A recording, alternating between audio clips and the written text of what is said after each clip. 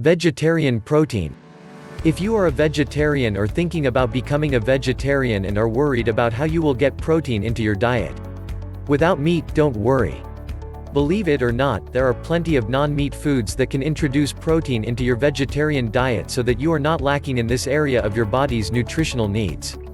Vegetarians should always have as wide a variety of foods as possible to ensure they get enough protein in their diet. If you eat too much of one food, you risk building an intolerance to it over time. That's why you should have a variety of foods that contain a high amount of protein included in your vegetarian diet. Here is a brief list of vegetarian foods that contain protein.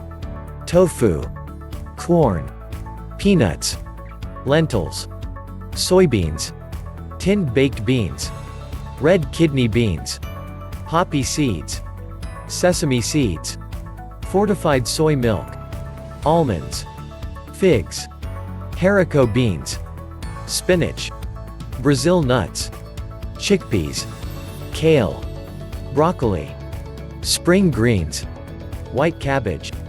If you eat dairy products in your vegetarian diet, you will find that a lot of dairy product contains protein as well.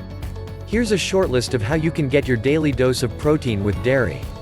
Cheese, eggs, milk, yogurt, butter, fromage frais. Dairy products are higher in calories than the vegan, non-dairy sources of protein. So they should be eaten in moderation, particularly if you are trying to lose weight or keep the same weight. You can, of course, buy low-fat varieties of cheese and drink semi-skimmed or even skimmed milk, low-fat yogurts, and spreads. Protein is essential to human health. Our bodies, hair, muscles, fingernails, and so on, are made up mostly of protein.